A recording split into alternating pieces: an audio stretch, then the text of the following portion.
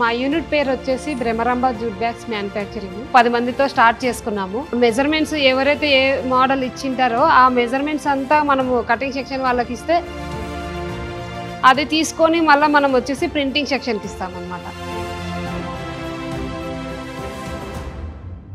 స్టార్టింగ్లో మాకు మార్కెటింగ్ చాలా కొంచెం ఇబ్బందిగా ఉండేది. స్టాల్స్ ద్వారా మమ్మల్ని బాగా ఐడెంటిఫై చేసే విధంగా మమ్మల్ని చేశారు మెక్మా వాళ్ళు. విజయవాడలో స్టాల్స్ పెట్టాము. ఆన్లైన్లో మాకు ఏమన్నా ప్రోడక్ట్ ఎలా పెట్టాలి ఏమి అనే దాని గురించి కానీ మాకు జెస్డైల్ నుంచి కూడా ఆర్డర్స్ వస్తున్నాయి.